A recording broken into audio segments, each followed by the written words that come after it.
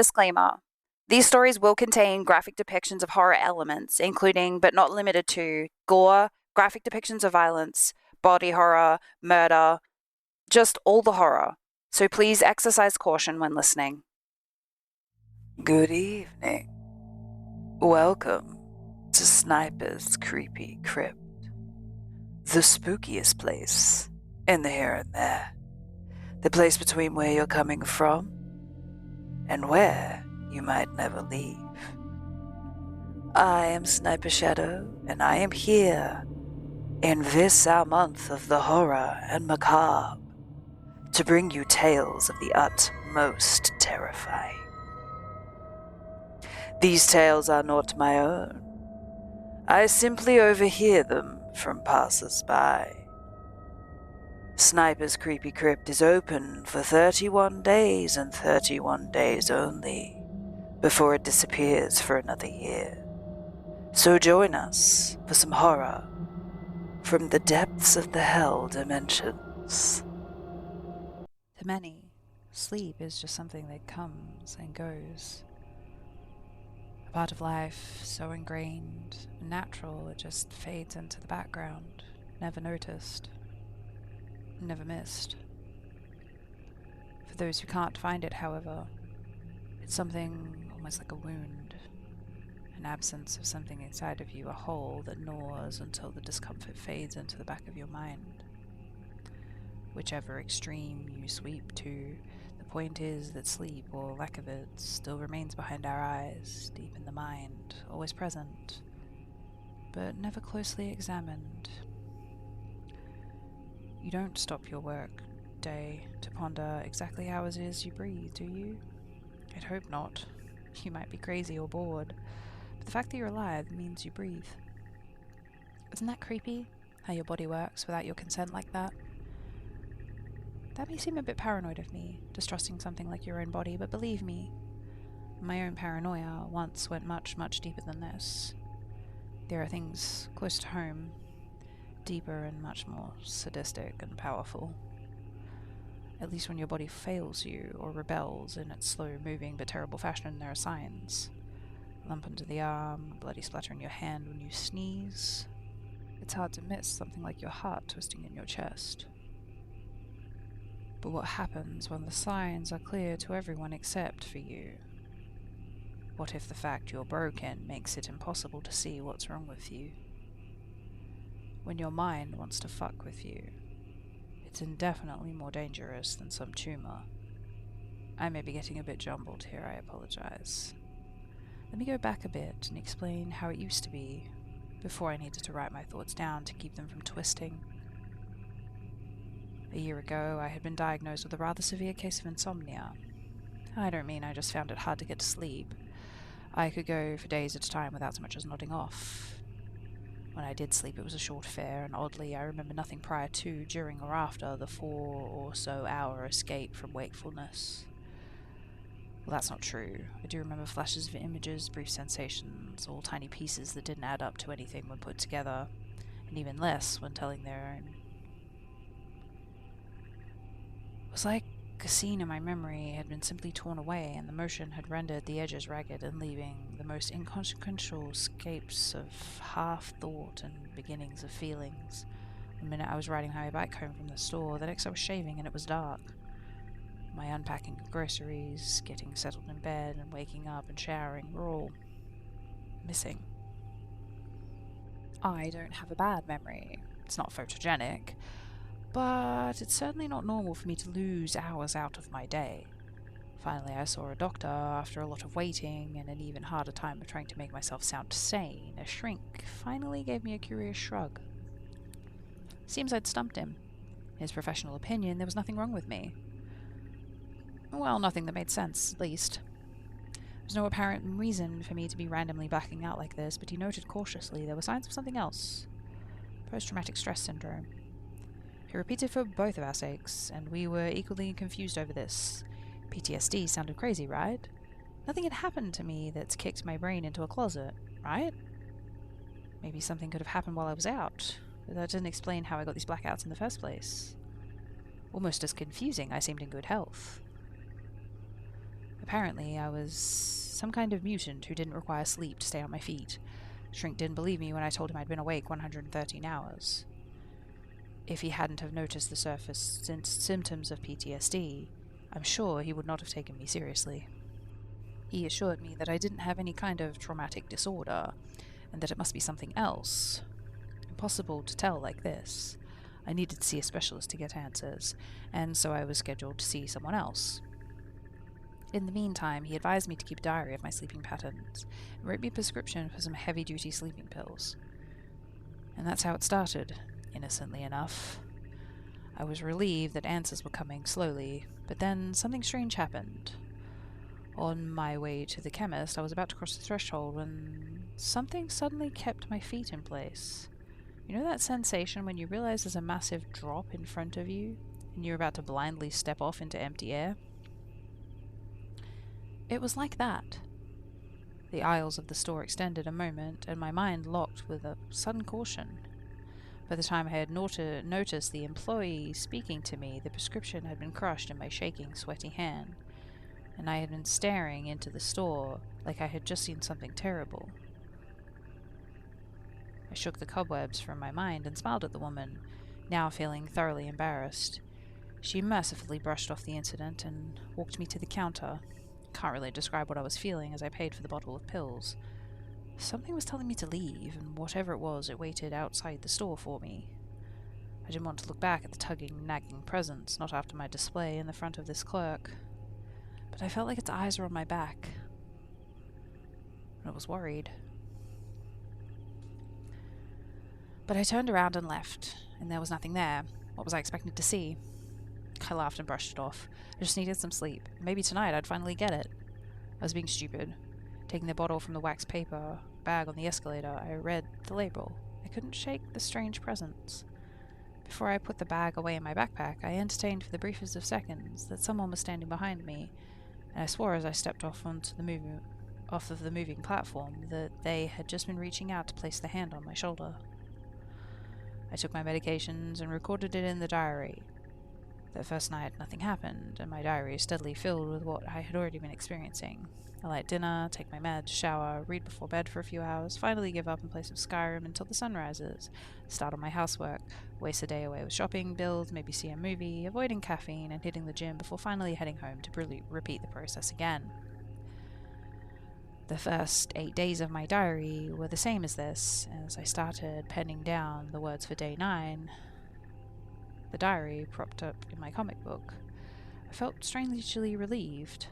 Folding my legs closer to prop the comic book and diary up, I chewed the end of my pen and tried to pinpoint this feeling. It wasn't the first time a shadow of something had crossed my mind, like I was accidentally picking up on someone else's emotions. Once again, nothing came, and as I put the pen back to the page, something scuttled across the edges of my mind, something akin to panic, maybe being startled. The hairs on my neck suddenly stood up, and I was alert. I heard a sound, like an inhalation drowned by a whisper, and I felt my chest clamp down on my lungs. I was laying down. The comic and diary had fallen on my chest, and my pen in my fingers, and a thin beam of very weak pink light streamed from my curtains. Suddenly, I was aware of my surroundings again. I sat up and grabbed lethargically for the alarm clock at my bedside table. It was 4:41 in the morning, just before sunrise. Peering down at the clock in near darkness, waiting for my mind to start working again, I tried to remember the last thing I had done. What time had I sat in bed to write in the diary? I rubbed my eyes and patted about for the diary and checked the time I had written. It had been 2 in the afternoon when I had begun. I had lost consciousness at this time, but there was scribbling underneath the date. It was illegible, but it was definitely my handwriting, and it had tried to form letters, but it had kept packing them together too close, or spreading out and scribbling over itself. Whatever I had tried to write, I must have had a lot on my mind. I couldn't decide what deserved space on the paper. How long had I been trying to write after I put down the time? A few minutes, an hour? I'd been lucid much longer in the past. As I tried to push out of bed, I found my limbs were sluggish, and the world wavered unsteadily as I got to my feet. I felt my way blindly to the bathroom. I flipped on the light switch, leaning on the counter and splashing my face with water.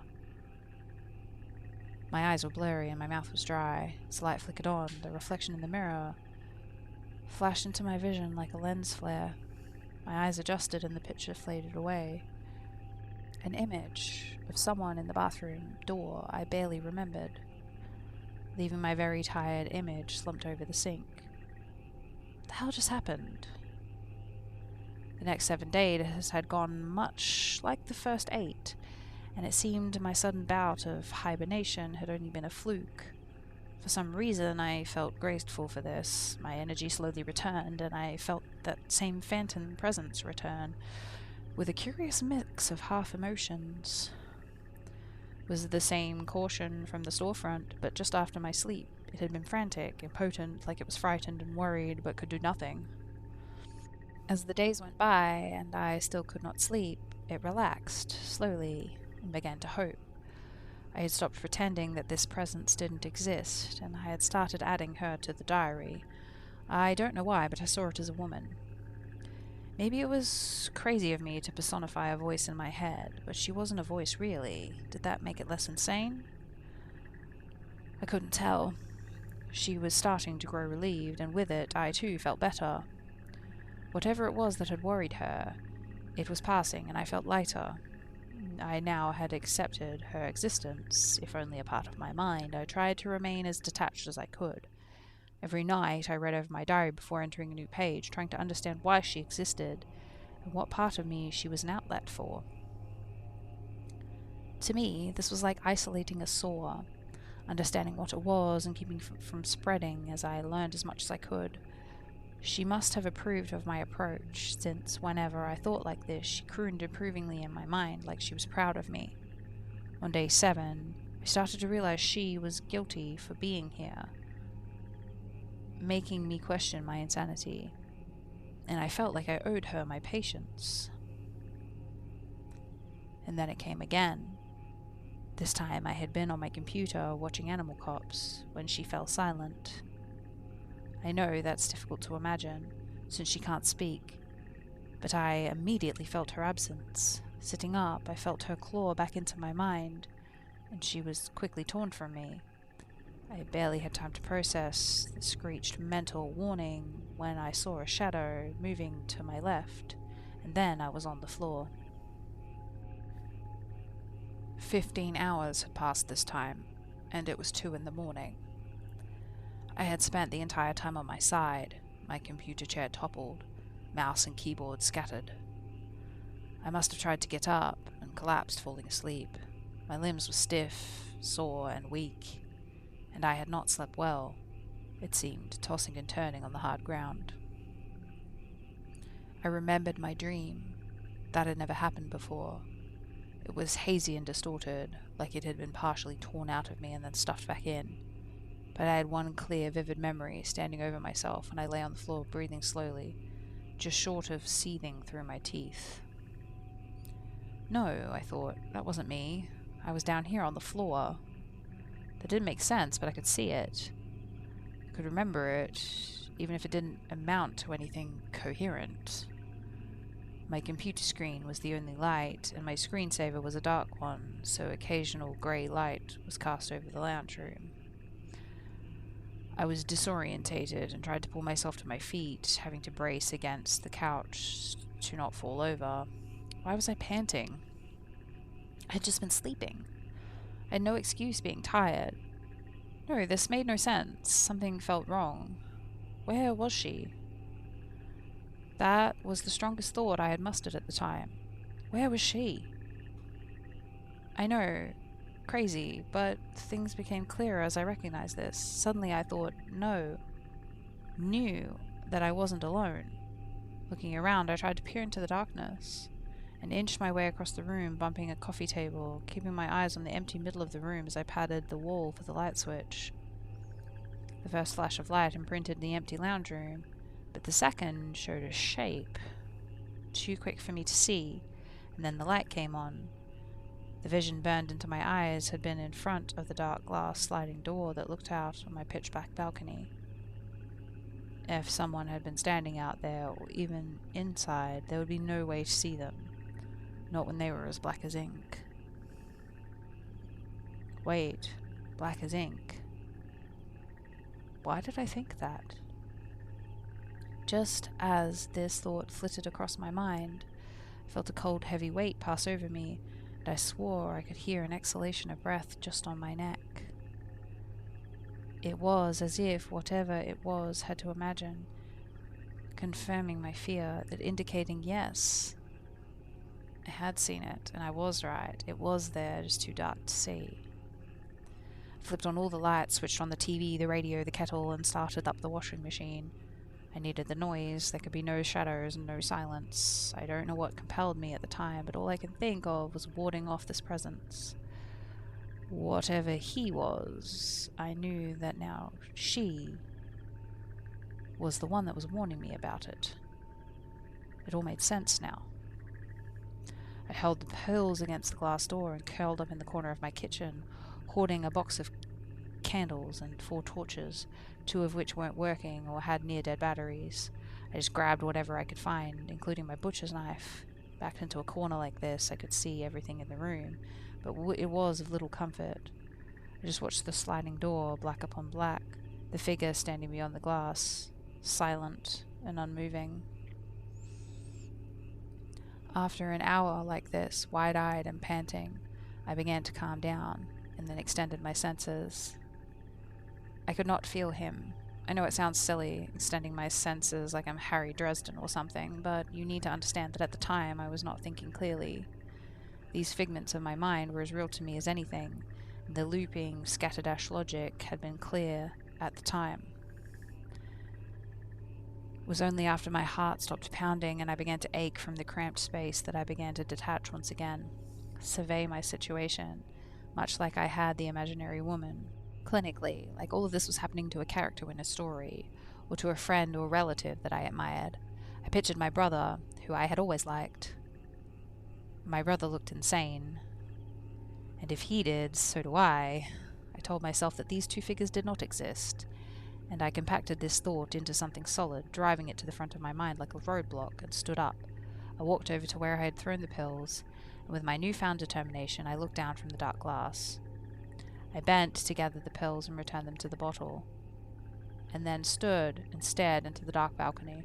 I shut the curtain and turned away, effectively telling him to talk to the hand. I busied myself with cleaning, taking my chaotic, messy apartment and returning it to order, imagining it was my mind. I did feel slightly better, but I was visited by my neighbor from downstairs at around 7 in the morning. I was pretty embarrassed and apologized, but I felt a little reclusive after this, so I didn't go outside anymore. I ate sparingly because I didn't want to have to buy food, and I stopped calling friends or going to the gym. I had also stopped taking the pills and neglected to write in my diary. For some reason I dreaded opening it. What I would find, I don't know, but I wasn't ready. Even if this was just another facet of my growing insanity, it was one I simply couldn't shut the curtain on. I threw the diary in my closet. I never questioned why I kept getting fresh ink on my fingertips. After several days of no sleep and not seeking outside, I finally decided to go to the gym. It was midnight, but I always went late when no one was around, and it felt good to return to a semblance of my routine. I got my gym bag together, checked my bike's tires and iPod. I felt like I was reassembling the order I had scattered. 2 hours later, after a silent workout in the empty, automated gym, I'd almost forgotten about everything. The burning in my muscles was familiar and comforting in its familiarity. The crackle of the cheap speakers playing the late-night radio, the tick of the big fan that never turned on right, the humming of the Gatorade machine was all so normal and familiar to me. I had been silly, I decided. I would see the doctor tomorrow, and life would get back on track. I knew it. Pulling the zipper from my gym bag to toss the water bottle and towel in, I froze. The pills were there, resting on my spare clothes. I hadn't packed them. Seeing them sent a sudden wave of bone-deep exhaustion through me, and as the world wavered, I saw it. I saw him, It was just a shape in the corner of my eye, gone when I whipped around to look, but now the shape stood in my other periphery, just as quick, disappearing when I darted about to see it. He was in here with me. All my prior resolve melted from my mind, and I began to panic as the weariness set in. I backed up from the table, and in my haste I knocked the bag and chair down, staggering to my bike, almost falling. The reason I didn't scream when the lights went out was because my throat had closed with panic. I knew it was there, standing in front of me, an inch from my face, silent and imposing, possessive. It wanted me. It always had. Finally, I went down, toppling over my bike, landing on my front and looking up at the dark glass doors of the gym. Off in the car park, shrouded in shadow, was a figure barely registering as the woman's silhouette. She cupped her hands and called to me, and while I couldn't hear, I knew she was telling me to run. The rest was a blur. I sprinted down the roads, limbs screaming in protest as the strength seeped from them, my vision blurring, the ground swinging under my feet, causing me to stagger and trip. I was running, frantic to get away, the shadows catching up to me, enveloping me like the night itself was coming for me, and as it closed about me, my strength was bled away. I vaguely recall the blare of a horn, a set of headlights, and a sudden burning sensation in my chest, like someone had punched me so hard that my lungs had expelled the air. The world spun about, the road came fast and hard, and I struggled to go on. Figures crowded me, clawing at me, trying to pull me into the darkness, and I was blacking out, fighting to keep my head above the inky blackness. As my last ounce of strength was torn away, all was dark and silent, and I felt him looming over me. It was as if I had been wrapped in a dozen thick blankets, chained up until I was weighted down and dropped into a tank of freezing cold water. It was helplessness, fear, and a screaming, kicking yet futile desperation to escape, and the whole time he stood over that tank, silent and satisfied. I woke up 3 days later in the hospital. I had fractured ribs, shattered hip, several broken fingers, and I had almost died from a heart attack. They told me I had run into traffic and been hit by a car, but when people had tried to help me, I had swung at them and staggered into yet another car. That one put me in no state to run anymore, and I had just begged them to leave me alone, screaming not to fall asleep. I had been clutching the diary to my chest the entire time, and when they showed the contents to me, I knew I had to get help. There's a certain wisdom in telling when you're too far gone to help yourself. I haven't yet been able to put into words I can find adequate, but the sanest thing a man can do is admit when he isn't sane. All I knew that was I couldn't trust my own mind no longer. I went willingly and much lighter to the mental ward. I asked that I keep the diary and keep adding to it, not really expecting to be allowed, but they agreed, and now, with the burden of my mental health passed on to someone else, I feel lighter, I guess. Like I had a free pass to finally look at that dark glass and just to see what it was that lurked there was wearing my face. I didn't need to worry about him anymore. That was the doctor's job, right? What I had seen in the diary that had prompted me to submit to these doctors. Each instance of her had been scribbled out with such force the pages had ripped in places. Rabid crisscrosses that clawed her out of the account, tearing her away. And in some places, tentative writing had appeared next to these mad scratchings, too light and thin to read, and as the pages went on, they became fewer and smaller, fainter, like the hand that wrote them had become weaker. Each page was more dominated by the scribblings, till finally a full black page ripped and bleeding over into the next page, so that it was smudged, smeared and torn. On this page, I had drawn 3 figures, all crude, standing in a line. I had drawn so hard that they had been partially imprinted onto the following page. This continued for dozens of pages, each faded copy added to, elaborated on, till the figure on the left grew, twisted and deformed. The one on the right shrank and weakened. The middle figure had simply curled up and cowered. I had used my palm and thumb to mash the wet ink warping the pictures so that they swirled inwards, becoming less and less coherent. Just a warped spiral. On the final page, this spiral becomes a face. This face looms over me as I write. Whether he is real or not, I cannot escape him.